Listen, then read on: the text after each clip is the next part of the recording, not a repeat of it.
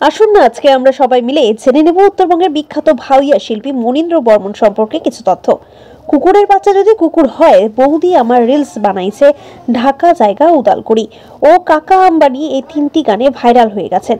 তিনি কোথায় থাকেন আর কোথায় গান করেন বা গানের অফিস ঘর কোথায় রয়েছে, তার পরিবারের সদস্য সংখ্যা কতজন রয়েছে ও তার বাড়ি কি রকম দেখতে, তিনি কত টাকা ইনকাম করেন, সেই গান গেয়ে সমস্ত কিছু খবর আমরা আজকে আপনাদের জানাবো। আপনারা সঙ্গেই থাকবেন। জোরদার খবর 742। আমরা আপনাদের সামনে তুলে ধরার চেষ্টা করব যে তিনি কোন কোন তিনটি গান দিয়ে ভাইরাল হয়েছেন। সেই গান তিনটি একটু আগে শুনে নিন। ওরে ঢাকা জাগায় উদাল করি, নানান মতন ভঙ্গি ধরি, বৌদি আমার রিল বানাইছে। ওরে লাজ লজ্জার মাথা খাইছে, টাকার নিশায় পাগলি হইছে, আদিম জীবন ফিরি আসিছে।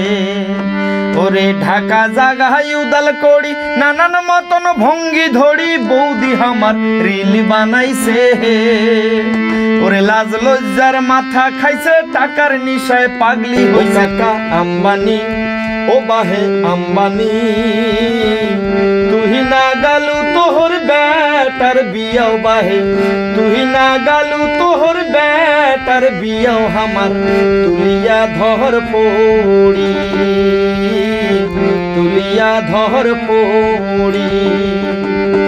আগত আমরা বুঝি নাই ভাই কায়দাটা তোমার, কাকা কায়দাটা তোমার, শক্ত পোক্ত ফান বানাইছেন বসে আটা ওয়াহার কাকা। কুকুরের বাচ্চা যদি কুকুর হয়, ওই শুয়োরের বাচ্চা যদি শুয়োর হয়, তবে মানুষের বাচ্চা কেন মানুষ হয় না রে, মানুষের বাচ্চা কেন মানুষ হয় না। চলুন তো এবারে আমরা সরাসরি শিল্পী মনীন্দ্র দাদার সঙ্গে কথা বলে জেনে নেওয়ার চেষ্টা করব তার কি ইতিহাস রয়েছে। দাদা, আপনার কাছে প্রথম প্রশ্ন হলো, আপনি এই গানগুলো তৈরি করেছেন কি ভেবে, আর আপনার কি উদ্দেশ্য রয়েছে বা কতটা সুখে রয়েছেন আপনি এই গানের মধ্য দিয়ে? অ্যাকচুয়ালি আমি মানুষকে কতটুকু আনন্দ দিতে পেরেছি এই গানের মধ্য দিয়ে, সেটা মানুষই বিচার করবে। আর আমার যে ক্রিয়েটিভিটি আছে, আমি যে গান গাই, এখানে আমি একটা জিনিসকে সবসময় সামনে রাখি যে আমি একজন শিল্পী শুধু এন্টারটেনমেন্ট করার জন্য নয়, আমার কিছু সামাজিক দায়িত্ববোধ আছে, সামাজিক নৈতিক দায়িত্ববোধ আছে আমার। সেই জায়গা থেকে আমি সমাজকে কিছু দিতে চাই, সমাজকে এমন কিছু দিতে চাই যেটা মানুষের কাজে লাগবে। যেমন বিভিন্ন দিক, আজকে জাতি ধর্ম বর্ণ নিয়ে অনেক দ্বন্দ্ব ক্যাচাল, তারপরে সামাজিক কিছু নোংরা সাইট আমি কিছুদিন আগে বৌদি আমার রিল বানাইছে, এই গানের মধ্য দিয়ে আমি প্রতিবাদ একটুখানি হলেও করার চেষ্টা করেছি।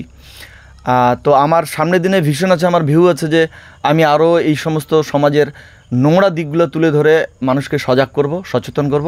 এবং আমি এই সঙ্গীতের জগতে খুব ভালো আছি, সুস্থ আছি, সুন্দর আছি। এবং সবার কাছে আমার একটাই কামনা থাকবে, আপনারা সবাই গান শুনুন, এমন কিছু গান শুনুন যেখানে আনন্দ তো থাকবেই, এবং সমাজের ভালো দিকগুলোকে তুলে ধরবো সবাই মিলে, এবং সেই সমস্ত গান সবাইকে শোনার জন্য আমি আবেদন রাখবো। দাদা, আপনার পরিবারের সদস্য সংখ্যা জানাবেন, আর জানাবেন আপনার সম্পত্তি কি রয়েছে। অ্যাকচুয়ালি আমার সদস্য সংখ্যা, আমার বাবা মা বর্তমান, আমি আছি, আমার 3 মেয়ে আছে, বড় মেয়ে কলেজ কমপ্লিট, ছোটো মেয়ে 2জন যমজ, ওরা ক্লাস 8-এ পড়তেছে। আমি আমার ফ্যামিলি নিয়ে খুশি আছি। এই আমার এখনও কিছু নেই, যা আছে সব বাবার আছে, আমার বলতে কিছু নেই। আমি জাস্ট এই ঈশ্বর আমাকে একটু কণ্ঠটা দিয়েছে, আর আপনাদের ভালোবাসা আশীর্বাদ আমার সাথে আছে, এই ব্যাস এইটুকুই। আমরা 3 ভাই, এখনও বাবার হোটেলেই খাচ্ছি বলা চলে। বোন 4 বোন, আমার থেকে 3 বোন বড়, 1 বোন ছোট, সবারই বিয়ে হয়ে গেছে। দাদা, আপনার বয়স কি রয়েছে এখন? আমার এখন বয়স একটু লুকিয়ে যাই, এই 44-43 এরকম। দাদা, আপনি প্রোগ্রাম করতে কত টাকা নেন বা আপনার সঙ্গে কতজন মেম্বার থাকে? ইনকামের বিষয়টা আসতেছে, আমি একটু বলে নেই। আমরা গ্রামের মানুষ, তো গ্রামের শিল্পী, আমরা কোনো কলকাতার শিল্পী নই, যার জন্য আমাদের এখানে যারা যে সমস্ত কমিটির সদস্যরা আমাদের প্রোগ্রামের জন্য ডাকে, তারা আমাদেরকে যত সামান্য পয়সাই দেয়, সাম্মানিক হিসেবে যত সামান্যই দেয়। আর আমরা যদি কলকাতার আর্টিস্ট হতাম, তাহলে সেখানে আমরা লাখ লাখ টাকা ডিমান্ড করতে পারতাম। যেহেতু আমরা গ্রামে বাস করি, আর বিশেষ করে উত্তরবঙ্গের ভাওয়াইয়া গান, সেখানে আহামরি কিছু ইনকাম থাকে না আমাদের, যতটুকু পাই আর কি ডাল ভাত খেয়ে চলে যাচ্ছে। তবে এতটুকু বলতে পারি, ইনকামের থেকে যে প্রোগ্রাম করতে গিয়ে যে শান্তিটা পাই, যে মানসিক সুখটা পাই, এটা অনেক বড়। এখন আমি প্রোগ্রাম সবাইকে, আমার মিউজিশিয়ানস থাকে, তারপরে কো আর্টিস্ট থাকে, আমি থাকি, তো এতে করে 35-40 হাজার টাকায় প্রোগ্রাম আমি ধরছি এবং করছি। দাদা, আপনি ইউটিউব আর ফেসবুক থেকে কত টাকা ইনকাম করেন? অ্যাকচুয়ালি এই বিষয়ে কি বলবো, আমার যে গান কয়েকটা ভাইরাল হলো আর কি, তার মধ্যে ঢাকা জাগা উদাল করি, ওটা হচ্ছে আমি মনে করি যে পশ্চিমবঙ্গের কোনায় কোনায় এবং পার্শ্ববর্তী আমাদের যে রাজ্যগুলো আছে, আসাম, ত্রিপুরা, ইভেন বাংলাদেশ, প্রচুর জায়গায় গানটা ছড়ায় গেছে। কিন্তু ইনকামের দিক যদি বলি ইউটিউব আর ফেসবুক থেকে, সেখানে আমার একটা সংখ্যাটা বলতে হবে 0। কারণ আমার পেজ থেকে বা আমার চ্যানেল থেকে গানগুলো হিট হয়নি। আমি যে সমস্ত চ্যানেলগুলোকে দিয়েছিলাম, তো তারাই সেই সমস্ত চ্যানেলে গানগুলো হিট হচ্ছে, মিলিয়ন দিয়ে ভিউজ হচ্ছে, কিন্তু আমার কাছে সেটা হয়নি, আর সেই অর্থ আমি পাইও নি, সত্য কথা বলতে যেটা। তবে মানুষের ভালোবাসা পেয়েছি, অনেক অনেক আশীর্বাদ পেয়েছি, এটাই আমার কাছে। দাদা, আপনার গান দিয়ে যে মানুষ ভালো একটা টাকা ইনকাম করেছে, তা সেখানে আপনার কি কোনো আপত্তি রয়েছে? সত্য কথা বলতে কি, আমার কোনো আপত্তি নেই, কোনো দুঃখ নেই, কোনো ক্ষোভ নেই। কারণ আমি একটা গান রচনা করেছি, এটা যদি সমাজকে ভালো লেগে থাকে, মানুষকে ভালো লেগে থাকে, এখানকার যে ভালো বার্তাটা আছে গানের মধ্যে, মানুষ যদি নিতে পারে, মানে এর থেকে খুশির আর কিছু হয় না। তো সেদিক থেকে বলতে গেলে আমি ধন্য মনে করি নিজেকে। দাদা, আপনার বাবার সম্পত্তি আর আপনার ঠাকুরদার সম্পর্কে কিছু বলবেন? হ্যাঁ, আমার ঠাকুরদাদা এবং আমাদের পাড়াটার নামেই গিদেলের বাড়ি ছিল, তো অগাধ সয় সম্পত্তির মালিক ছিল একটা সময়।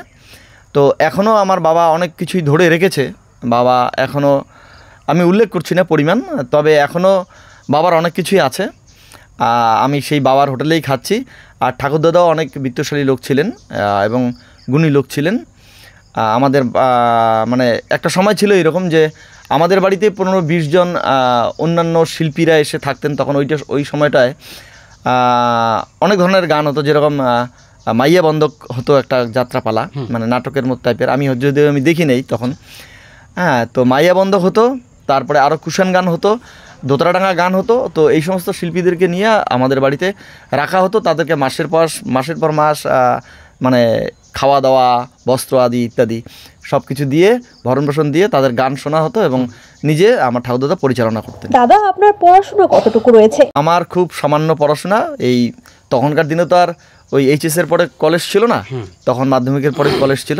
যাই হোক, আমি কলেজের মুখ দেখেছি, এতটুকু বলতে পারি। তো চলুন, জোরদার খবর 742 থেকে আজকে এতটুকুই। আপনারা সঙ্গেই থাকুন, লাইক, শেয়ার করুন, কমেন্ট করুন আর ফলো করতে ভুলে যাবেন না।